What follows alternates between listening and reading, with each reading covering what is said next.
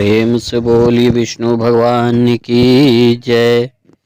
आइए सभी श्रोतागण माघ मास का कथा अध्याय 21 का श्रवण करते हैं। लोमा जी कहने लगे कि पूर्व काल में अवंती देश में वीरसेन नाम का राजा था। उसने नर्मदा के किनारे राज सुयोग किया और अश्वमेध यज्ञ भी किया, जिनके खंभे सोने के बनाए गए। ब्राह्मणों को अन्न का बहुत सा दान दिया और बहुत सी गाय, सुंदर वस्त्र और सोने के आभूषण दान में दिए। वह देवताओं का भक्त और दान करने वाला था।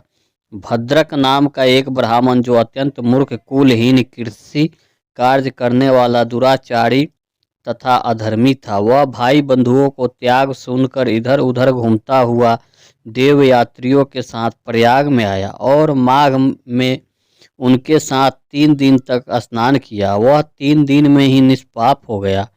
फिर वह अपने घर चला गया। वह ब्राह्मण और राजा दोनों एक ही दिन मृत्यु को प्राप्त हुए। मैंने इन दोनों को बराबर इंद्रलोक में देखा है। तेज, रूप, बल, स्त्री, वस्त्र और आभूषण में दोनों समान थे। ऐसा देखकर उसके महात्म को क्या कहा जाए।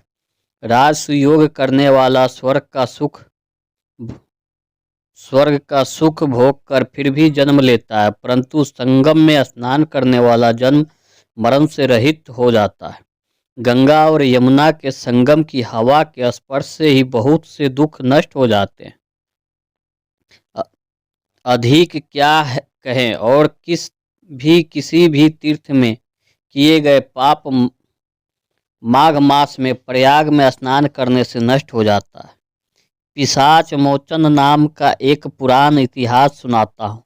इस इतिहास को यह कन्या और तुम्हारा पुत्र भी सुने, इससे इनको स्मृति प्राप्त होगी। पुराने समय में देवदूत नाम का बड़ा गंभीर और वेदों का प्रांगत एक वैष्णव ब्राह्मण था। उसने पिशाच को निर्मुक्त किया था। वेद निधि कहने लगे कि वह कहाँ का रहने वाला था, किसका पुत्र, किस पिशाच को उसने निमुक्त किया।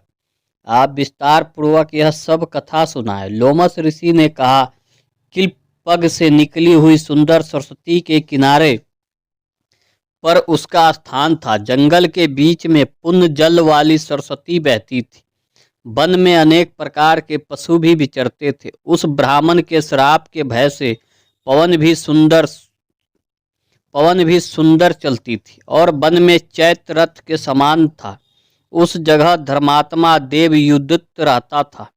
उसके पिता का नाम सुमित था और वह लक्ष्मी के वरदान से उत्पन्न हुआ था।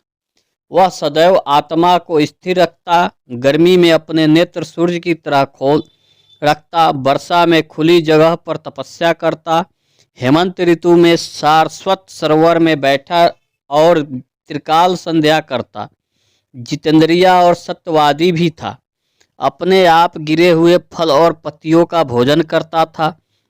उसका शरीर सूखकर हड्डियां मात्र रह गई थी। इस प्रकार उसको तप करते हुए वहां पर 1000 वर्ष बीत गए। तप के प्रभाव से उसका शरीर अग्नि के समान प्रज्वलित था। विष्णु की प्रशंसा से ही वह सब कर्म करता। दधीची ऋषि के वरदान से वह भी श्रेष्ठ वैष्णव हुआ था। एक समय उस ब्राह्मण ने वैशाख महीने की एकादशी को हरि की पूजा कर उनका सुंदर स्तुति तथा विनती करी। उसकी विनती सुनकर भगवान उसी समय गरुड़ पर चढ़कर उसके पास आए। चतुर्भुज, विशाल नेत्र, मेघ जैसा स्वरूप भगवान को स्पष्ट देखकर प्रसन्नता के मारे उसकी आंखों में आंसू भर आए और कृत होकर उसने भगवान को प्रणाम किया। उसने अपने शरीर को भी याद न रखा और भगवान को ध्यान में लीन हो गया। तब भगवान ने कहा कि हे देवयुदुत, मैं जानता हूँ कि तुम मेरे परम भक्त हो। मैं तुमसे अति प्रसन्न हूँ, तुम वर मांगो। इस प्रकार भगवान के वचन सुनकर प्रेम के मारे लड़खड़ाते हुए वाणी में कहने लगा कि हे देवाधिदेव, अपने माया से शरीर धारण करने वाला आपका दर्शन देवताओं को भी दुर्लभ है। अब आपका दर्शन भी हो गया, मुझको और क्या चाहिए। मैं सदैव आपकी भक्ति में लगा रहूं। भगवान उसके वचन सुनकर कहने लगे कि ऐसा ही होगा, तुम्हारे तप में कोई बाधा नहीं पड़ेगा। जो मनुष्य तुम्हारे कहेगा स्तोत्र को, पढ़ेगा उसकी मुझ में अचल भक्ति होगी। उसके धर्म कार्य सांगोपांग होंगे और उसकी ज्ञान में परम निष्ठा होगी। प्रेम से बोली विष्णु भगवान की जय। 21वां अध्याय संपूर्ण।